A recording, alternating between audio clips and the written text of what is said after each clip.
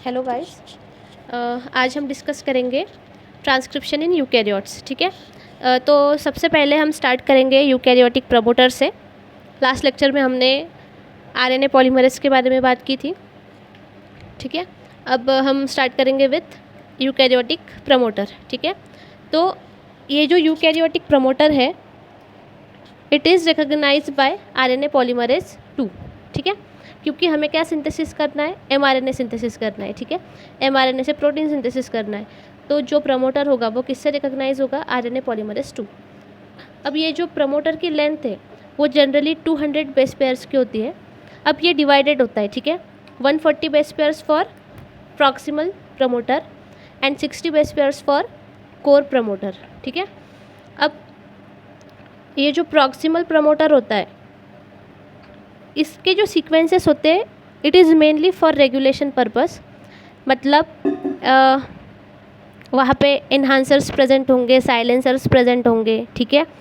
और regulatory sequences जो होंगे वो वहाँ पे प्रेजेंट रहेंगे। It's all about regulatory part. ठीक है। अब ये जो कोर प्रमोटर है 60 बेस पेयर वाला, यहाँ से एक्चुअल ट्रांसक्रिप्शन स्टार्ट होता है। ठीक है। ये प्रॉक्सिमल प्रमोटर क्या करेगा? ये ट्रांसक्रिप्शन को रेगुलेट करेगा, कितना होना चाहिए, कितना कम होना चाहिए, कितना ज़्यादा होना चाहिए।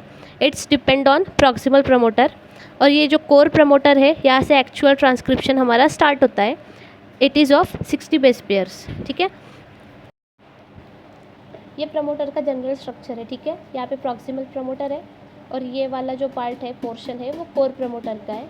तो हम कोर प्रमोटर, ये जो कोर प्रमोटर है, सबसे पहले हम डिस्कस करेंगे टाटा बॉक्स। ठीक है। तो इसका जो सीक्वेंस है ये कुछ इस तरह से होता है, TA ठीक है।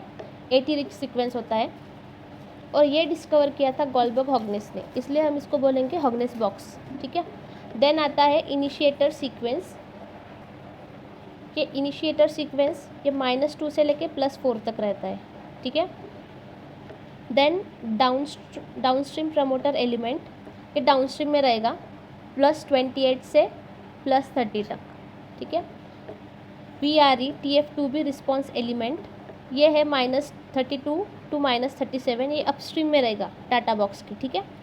अब again DCE downstream control element, ये कुछ प्रमोटर्स में प्रेजेंट भी हो सकता है और एब्सेंट भी हो सकता है। ठीक है। ये ऊपर वाले जो सारे प्रमोटर्स हमने कंसेंसस सीक्वेंस हमने जो डिस्कस किए हैं, तो वो ज़रूरी नहीं कि हर प्रमोटर में हर एक सीक्वेंस प्रेजेंट हो। ठीक है। कुछ में कुछ सीक्वेंसेस हो सकते हैं, कुछ में एब्सेंट हो सकते हैं, बट ज़्यादा से ज़्यादा अगर ये कंसेंसस सीक्वेंस कोर प्रमोटर में प्रेजेंट हो तो वो जो प्रमोटर है वो उसकी स्ट्रेंथ ज़्यादा मानी जाती है। ठीक है। उसकी स्ट्रेंथ जो है वो ज़्यादा रहती है। देन अपस्ट्रीम और डाउनस्ट्रीम, मतलब हमने लास्ट वाले लेक्चर्स में भी डिस्कस किया था। अपस्ट्रीम मतलब क्या?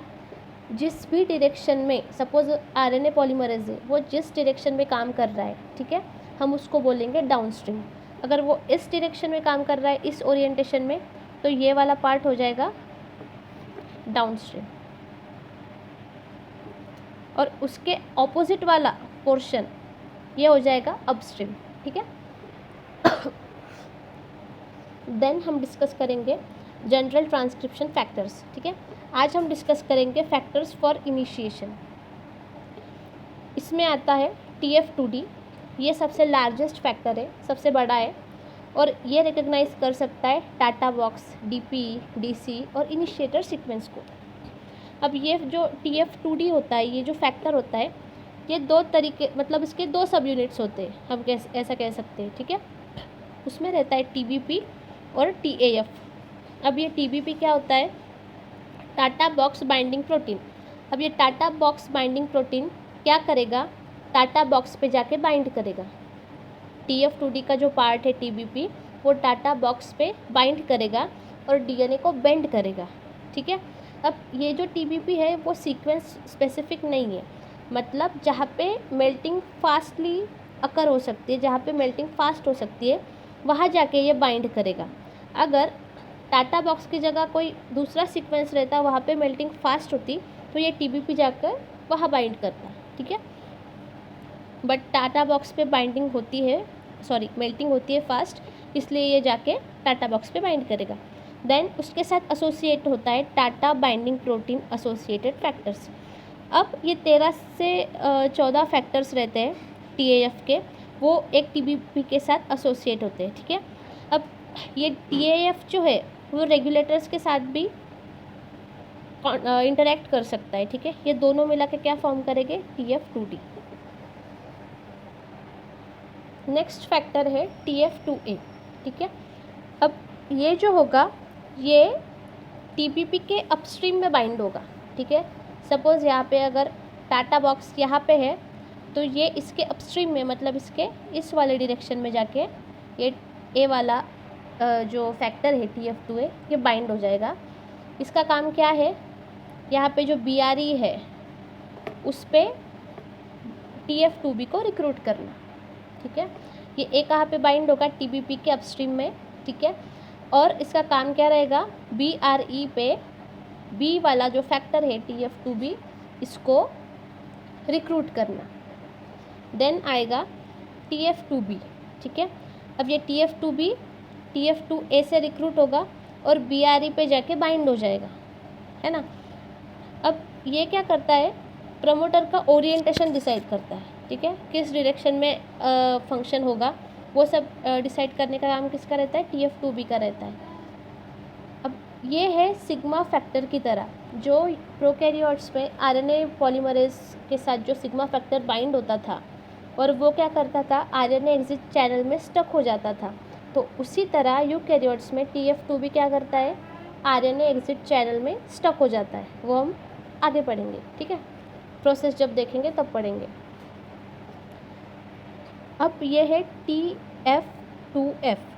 अब इसका काम क्या होता है, जब टर्नरी कॉम्प्लेक्स फॉर्म हो जाता है, टर्नरी कॉम्प्लेक्स किससे बनेगा, TF2D TF2A TF2B, ठीक है, DAB, इनका जब कॉम्प्लेक्स फॉर्म हो जाएगा, ये जब डबल स्ट्रैंडेड DNA पे आकर बाइंड हो जाएंगे उनकी जगह पे, तब TF2F क्या करेगा, RNA पॉलीमरेज के साथ इंटरैक्ट करेगा और उसको डबल स्ट्रैंडेड DNA पे लोड करेगा, ठीक है। अब नेक्स्ट जो फैक्टर है TF2E, इसका काम है डाउनस्ट्रीम पे बाइंड करना, किसके, प्री इनिशिएशन कॉम्प्लेक्स के, और TF2H को रिक्रूट करना प्रमोटर पे, ठीक है। ये एक एक फंक्शंस में बस बता रही हूँ, जब हम प्रोसेस डिस्कस करेंगे तब आपको एक्चुअल में समझ में आएगा। नेक्स्ट आता है TF2H। अब ये जो है ये सेकेंड मोस्ट लार्जेस्ट फैक्टर है, पहला कौन सा था, TF2D, ठीक है, ये सेकेंड लार्जेस्ट फैक्टर है ना। अब इसके पास 3 एक्टिविटीज़ है, मेजर एक्टिविटीज़, हेलिकेज, एटीपेज और काइनेज, ठीक है। ये तीनों एक्टिविटीज़ परफॉर्म कर सकता है। ये किस में इन्वॉल्व होता है, ओपन कॉम्प्लेक्स फॉर्मेशन में इन्वॉल्व होता है, प्रमोटर एस्केप में इन्वॉल्व होता है, ठीक है। अब transcription, couple, nucleotide excision, repair, उसमें भी, मतलब जब रिपेयरिंग का जो काम है उसमें भी ये इन्वॉल्व होता है TF2H। नेक्स्ट हम आएंगे इनिशिएशन प्रोसेस पे। हमने जो फैक्टर्स अभी देखे वो बस इनिशिएशन के लिए ही थे, जब हम इलोंगेशन डिस्कस करेंगे तब हम इलोंगेशन के फैक्टर्स और इलोंगेशन का प्रोसेस साथ में डिस्कस करेंगे, ठीक है। अब हम डिस्कस करेंगे इसका इनिशिएशन कैसे होता है। अब जैसे कि मैंने बताया, जो ये TF2D होगा उसमें भी TBP TATA box binding protein TATA box पे बाइंड करेगा, ठीक है। अब ये वाला जो TBP है वो यहाँ पे भी बाइंड हो सकता है, बट मोस्टली ये टाटा बॉक्स पे ही बाइंड होता है TF2D, ठीक है। उसके बाद TF2A आएगा, ये इसके अपस्ट्रीम में बाइंड होगा। इसका काम क्या है, TF2B को रिक्रूट करना BRE पे, ठीक है। अब ये तीनों से बनेगा हमारा टर्नरी कॉम्प्लेक्स, ये तीनों से DAB से बनेगा हमारा टर्नरी कॉम्प्लेक्स, और एक बार टर्नरी कॉम्प्लेक्स फॉर्म हो जाता है तब TF2F RNA पॉलीमरेज 2 के साथ इंटरेक्शन करके उसको प्रमोटर पे लेके आता है। अब ये RNA पॉलीमरेज के साथ मेडिएटर कॉम्प्लेक्स भी होता है, उसमें बहुत सारे एक्टिवेटर्स होंगे जो प्रोसेस एक्टिविटी को इंक्रीज़ करने का काम करेंगे, ठीक है। अब ये BAD RNA पॉलीमरेज और TF2F, ये सब मिलके क्या बनाएंगे? Close complex formation. अब ये कॉम्प्लेक्स क्लोज क्यों है? क्योंकि ये सब जो लोड हुए वो डबल स्ट्रैंडेड DNA पे लोड हुए, है ना। ये डबल स्ट्रैंडेड DNA पे लोड हुए हैं, इसलिए हम इसको बोलेंगे क्लोज कॉम्प्लेक्स फॉर्मेशन। अब नेक्स्ट जो फॉर्म होगा वो ओपन कॉम्प्लेक्स फॉर्म होगा। ओपन कॉम्प्लेक्स फॉर्म होने के लिए हमें लगेगा TF2H, क्योंकि H के पास क्या एक्टिविटी है? Helicase activity. हेलिकेज एक्टिविटी क्या करेगी? ये बॉन्ड्स को ब्रेक कर देगी, ठीक है। अब जब ये बॉन्ड्स को ब्रेक कर देगी तब ओपन कॉम्प्लेक्स फॉर्म हो जाएगा। अब ये ओपन कॉम्प्लेक्स फॉर्म होने के लिए H को रिक्रूट करना पड़ेगा। अब H का रिक्रूटमेंट E के हाथ में है। पहले TF2E आएगा, फिर वो H को रिक्रूट करेगा, ठीक है। अब इस दौरान ये TF2 भी क्या होता है, जैसे पॉलीमरेज उसका काम करता है वैसे TF2 भी क्या करेगा? ये RNA एग्जिट चैनल में जाके स्टक हो जाएगा, like sigma factors in prokaryotes. अब ये TF2 भी जो है वो यहाँ पे स्टक हो गया है, तो जो भी हमारा RNA फॉर्म हुआ है वो बाहर नहीं आ सकता है, वो यहाँ पे स्टक हो गया है, ठीक है। अब यहाँ पे क्या होगा? एबॉर्टिव इनिशिएशन होगा। एबॉर्टिव इनिशिएशन मतलब 9 न्यूक्लियोटाइड्स का सीक्वेंस बार बार बनेगा, बट वो बाहर ही नहीं आ पाएगा क्योंकि ये फैक्टर उसमें क्या है? फंसा हुआ है, ठीक है। तो कुछ टाइम बाद जब 10th वाला न्यूक्लियोटाइड बनेगा, ठीक है, तब हम कह सकते हैं कि उसका प्रमोटर एस्केप हो गया है। और उसके लिए एक स्टेप बहुत इम्पॉर्टेंट है।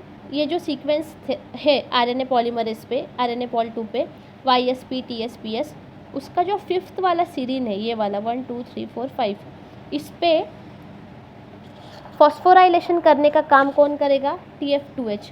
ये स्टेप बहुत इम्पॉर्टेंट है, इसकी होने के बाद ही हम कह सकते हैं कि प्रमोटर एस्केप होगा, ठीक है। अब जैसे मैंने बताया था कि H के पास हेलिकेज एक्टिविटी भी है और काइनेज एक्टिविटी भी है, तो ये काइनेज एक्टिविटी का यूज़ करके क्या करेगा? यहाँ पे फॉस्फेट ग्रुप ऐड कर देगा, ठीक है। फॉस्फेट ग्रुप ऐड करने के बाद जब 10th वाला न्यूक्लियोटाइड सिंथेसिस होगा तब इनिशिएशन एंड हो जाएगा, प्रमोटर एस्केप हो जाएगा। अब जो नेक्स्ट वाला पार्ट रहेगा वो रहेगा हमारा इलोंगेशन, तो वो हम नेक्स्ट वाले लेक्चर में डिस्कस करेंगे, ठीक है। If you like this video please subscribe to my channel. Thank you.